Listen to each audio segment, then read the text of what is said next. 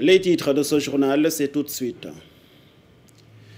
Thiès, des élus territoriaux formés sur l'utilisation de la plateforme Ndamli. C'est un système d'information digitale conçu pour les opérations de cotisation à la sécurité sociale. Au Sénégal, les collectivités territoriales ne cotisent pas pour leurs agents. Un constat fait par l'adjoint au gouverneur de Thiès que vous entendrez dans ce journal. À l'approche du grand Gamou de Medina Baye 2025, le COMAF liste ses préoccupations devant le gouverneur de Kaolack. Parmi ses priorités, la sécurité et l'accès à l'eau. Le gouverneur de Kaolack donne des gages pour une bonne organisation du Maoulid de Medina Baye, un événement qui traîne beaucoup de monde tous les ans.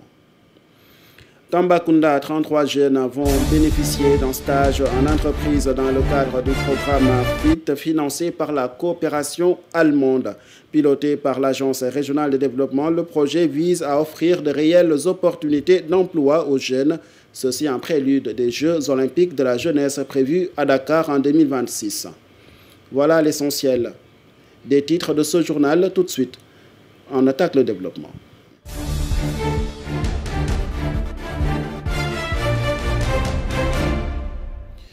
Mesdames, Messieurs, bonsoir et bienvenue. Vous avez raison de suivre la chaîne des valeurs. Direction le tribunal des flagrants délits de Dakar qui a rendu sa décision ce mercredi concernant les affaires Moustapha Diakhaté et Bachir Fofana.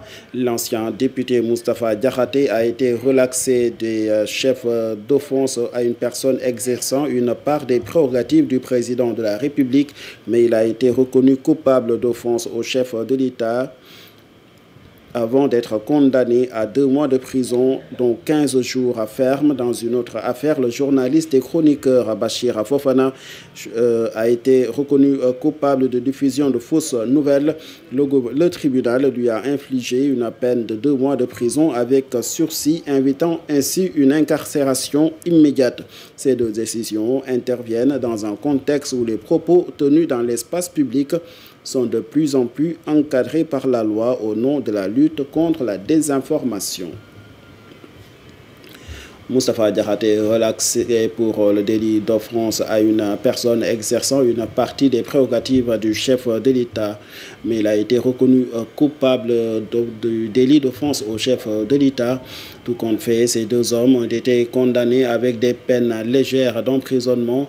Une raison pour laquelle leur avocat considère que leur dossier judiciaire prouve à suffisance que ces 2 hommes dérangent le régime en place. Maître El Hadji Diouf considère que nos clients Moustapha Diakhaté et Bachir Fofana étaient des otages. Parce qu'au moment où on refusait de vider leur délibéré, le tribunal donnait des verdicts. Donc, il y a eu discrimination. Nous dénonçons avec la dernière énergie cette façon de faire, cette prise d'otage d'hommes politiques et de chroniqueurs. C'est inacceptable. Ça viole les droits de l'homme. Absolument. Les citoyens ont le droit d'être jugés. Et s'ils sont jugés, le verdict doit tomber.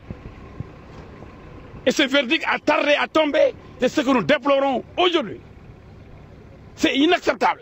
Maintenant, vous avez vu, Moustapha Diakhaté 15 jours, alors qu'il a fait plus d'1 mois là-bas. Bachir Fofana, 2 mois sursis. Pourquoi donc les envoyer en prison? Pour 15 jours et 2 mois sursis. C'est parce qu'ils n'ont rien fait. Ils n'ont absolument rien fait.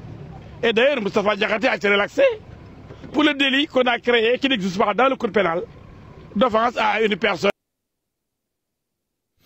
Nous restons toujours dans ce chapitre judiciaire avec avec la Division nationale de lutte contre le trafic de migrants et pratiques assimilées qui a procédé à l'arrestation de 3 individus impliqués dans un vaste réseau de trafic de faux documents administratifs, notamment des passeports, visas et cartes de séjour européens.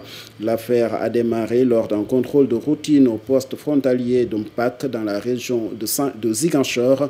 Un voyageur a été intercepté alors qu'il détenait des copies suspectes de documents de voyage et autres pièces administratives.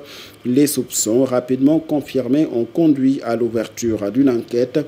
Des investigations qui ont permis l'identification et l'arrestation d'un second suspect dont le téléphone portable a révélé l'existence d'un réseau actif de falsification de documents de voyage en provenance de plusieurs pays européens et américains. Direction Thiès, où des élus locaux sont formés et informés sur l'utilisation de la plateforme Ndamli. C'est un système d'information permettant aux usagers d'accomplir leurs formalités déclaratives et contributives à la sécurité sociale. Il a été mis en place par l'IPRES et la Caisse de sécurité sociale pour faciliter l'accès des travailleurs aux services. Des explications données par le secrétaire général de l'Institut de prévoyance retraite du Sénégal, Cheikh Gueye. C'est un système d'information qui est le fruit d'un travail de fond que nous avons mené depuis plusieurs années et qui a été déployé en 2021 et qui vise à assurer une plus grande efficacité dans la gestion des droits des assurés sociaux, une plus grande efficacité dans la gestion des cotisations sociales, une plus grande fluidité dans l'application des procédures. Je pense que jusque dans un passé récent, les employeurs, en tout cas les assujettis, étaient obligés d'accomplir les mêmes formalités en double, aussi bien au niveau de la Caisse de sécurité sociale qu'au niveau de l'IPRES.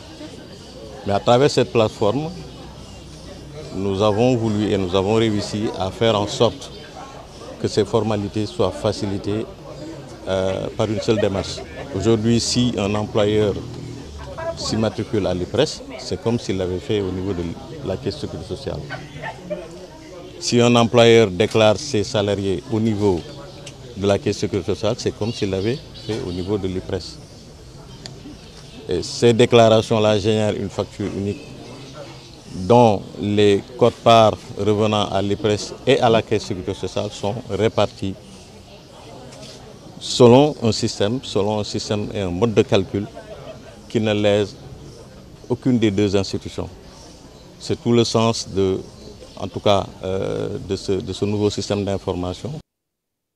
Au Sénégal, le constat est alarmant. Plusieurs collectivités territoriales ne cotisent pas pour leurs agents à la sécurité sociale. C'est pourquoi cet atelier de sensibilisation dédié aux élus locaux a été salué à sa juste valeur, en ce sens qu'il contribue à une large sensibilisation des autorités locales.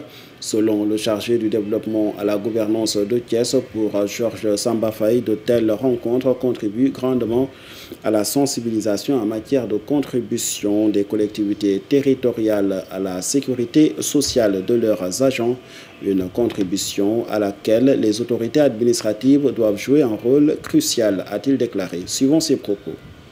Donc l'objectif principal, c'était de les sensibiliser sur la plateforme commune entre les deux institutions pour plus d'efficacité, plus de célérité. Mais aussi c'était un prétexte que nous avons utilisé pour renseigner et pour expliquer davantage l'importance des cotisations sociales et le rôle des collectivités territoriales. Cela nous a permis aussi de recueillir l'ensemble des difficultés auxquelles les collectivités territoriales font face dans le cadre que ce soit dans la déclaration ou dans le processus de cotisation. Donc tous les défis ont été relevés et je pense que les réponses idoines seront apportées dans les plus brefs délais. Je pense que c'est une bonne démarche et des idées ont été émises, notamment la collaboration entre les caisses de sécurité sociale, l'IPRES et les autorités administratives. Donc de la part des autorités administratives, on a suggéré la possibilité d'intégrer la plateforme et de voir la situation des collectivités territoriales. Et puisque ce sont des dépenses obligatoires, de faire en sorte que l'autorité administrative puisse avoir dans les délais l'ensemble, bien la situation de toutes les collectivités territoriales de sa circonscription avant le vote des budgets des circonscriptions, des collectivités territoriales. Je pense que cela nous permettra d'avoir une plus large vue, une visibilité claire qui va nous permettre de mieux jauger et de régulariser les situations de pas mal de collectivités territoriales. Gamou Medina Baye 2025, le COMAF liste ses préoccupations devant le gouverneur de Thiès, devant le gouverneur de Kaolack, pardon. C'était en marge d'un comité régional de développement sur les aspects techniques des préparatifs de ce grand événement. Il intervient cette année dans un contexte d'hivernage. Plusieurs localités de Kaolack sont menacées d'inondations ou d'inaccessibilité à cause de l'impraticabilité des routes, a déclaré le président du mouvement Ansarou Din dans ce comité régional de développement, Serigne Aliou Sisseignan, que nous écoutons. Nous sommes en période d'hivernage et comme vous le voyez, c'est souvent une période qui correspond avec des maladies, des inondations. Quand on veut communiquer avec l'État, on doit lui adresser quelque chose. C'est plus facile de pouvoir discuter avec lui. Nous avons pu discuter de ce que le temps nous a réservé, mais le plus important est que le Gamou va coïncider avec l'hivernage. Les problèmes d'eau vont se poser, les problèmes d'électricité, et vous en étiez témoin. Et nous avons aussi évoqué d'autres choses qui pourront venir comme les maladies, mais plus particulièrement la sécurité. Nous savons tous que le monde est secoué par rapport à la question de sécurité. Donc je pense qu'actuellement tous les pays sont en train de revoir leur sécurité, particulièrement quand on fait un programme qui est international. Pratiquement tout le monde se retrouve ici. Et comme le disait un de mes amis gouverneurs, ceux qui viennent pour le Gamou et les malfaiteurs vont tous se retrouver. Donc l'État sait quelque chose déjà. C'était un gouverneur qui avait dit ça. Donc nous demandons qu'il y ait de la sécurité pour les fidèles qui vont venir, qu'on nous épargne des malfaiteurs. À Médina et son entourage, il y a beaucoup de parties qu'on retrouve d'énormes difficultés pour s'y rendre, même en dehors d'hivernage. Donc ça devient plus compliqué quand il y a la pluie. Et c'est aussi pareil comme Kowon, Fassé Tidiane, Darou Rahman. Donc ce sont des plages où tout le monde devait se retrouver pour pouvoir les rendre praticables. Interrogé sur ces questions, l'autorité administrative de Kaolack a aussi fait le point sur les dispositions et les dispositifs envisagés par l'État du Sénégal pour assurer une bonne organisation du Maulid de Medina Baye 2025, la sécurité routière et la sécurité humaine, ainsi que l'accès à l'eau dans certaines localités de la ville sainte figurent parmi les priorités du gouvernement. C'est ce qu'a déclaré le gouverneur de Kaolack, Mamadou Mokhtar Awad, que je vous propose d'écouter. Nous avons jugé utile de tenir ce point de rencontre avec les membres du comité d'organisation à l'effet d'étudier les mesures à mettre en œuvre pour un bon déroulement de cette manifestation religieuse. À l'issue, on a pu arrêter un ensemble de mesures partant donc des attentes qui ont été exprimées par les membres du comité d'organisation. Le commissaire central a pris ici l'engagement d'assurer une bonne couverture sécuritaire de l'événement en mobilisant plus de 800 éléments du groupement opérationnel de Kaolack, mais également des éléments présentement en service au niveau des deux commissariats, le commissariat central, mais également le commissariat d'arrondissement de Ndorong. Pour ce qui est de la sécurité routière, en complémentarité avec la gendarmerie, l'ensemble des diligences seront mises en œuvre pour gérer la sécurité routière le long des axes conduisant donc à la commune de Kaolack, mais également à l'intérieur de la commune de Kaolack. Et les questions également d'élaborer un plan de circulation à l'intérieur qui pourra donc prendre en charge l'ensemble de contraintes auxquelles on est confronté, notamment la circulation des deux modes de transport que constituent les deux roues, mais également les véhicules hippomobiles.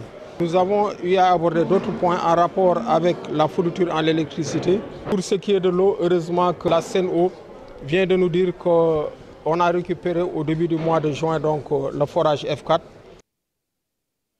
À quelques jours de la célébration du Grand Magal, les marchés bien approvisionnés à Touba, c'est ce qu'a annoncé en tout cas le secrétaire général de l'Association des commerçants industriels du Sénégal à Touba, évoquant une visite inopinée de l'Agence de régulation des marchés. À cet effet, Gorassar rassure les consommateurs sur les dispositions prises par les commerçants qui ne toléreront aucune augmentation des prix dans la période allant vers le Grand Magal de Touba. Les commerçants de Touba ont aussi contribué à leur manière au grand nettoyage de la ville sainte, marquant le début officiel des activités préparatoires au Grand Magal de Touba, suivant les propos de Gorassar. On s'est retrouvés pour former un bloc et veiller aux recommandations du Khalif. Et nous comptons rendre la ville sainte propre et aussi les alentours, afin que les autres puissent y arriver tranquillement. Solliciter au niveau des commerçants de veiller au respect de la vente, de ne pas augmenter les prix et de permettre aux fidèles de trouver tout ce qu'ils auront besoin. Et nous alertons aussi les autres commerçants de ne pas vendre des produits qui sont prohibés. Nous comptons travailler en parfaite harmonie avec les agents de services d'hygiène, mais aussi les services de commerce de Mbaké. Donc, toutes choses qui pourraient nuire à la population, nous allons leur alerter, de sorte que cela ne puisse pas rentrer dans la ville sainte, mais aussi dans les marchés. Et lors du Magal, nous, commerçants, on se retrouve tous. Nous faisons des cotisations. Nous avons une somme de 5 millions pour notre contribution. On se considère comme des gens qui font marcher les choses, les ordures, les cabillons ou bien les perles, qu'on puisse les rapprocher au niveau des gens. Cela constitue à rendre la ville propre. Le directeur de l'agence de régularisation des marchés est venu accompagner le directeur du commerce. Nous avons tenu une discussion. Ils nous ont fait savoir qu'ils ne vont pas importer de l'oignon, chose que nous avons accepté. Donc tout ce qui est en rapport avec l'oignon, la pomme de terre, etc., on aura suffisamment de stock.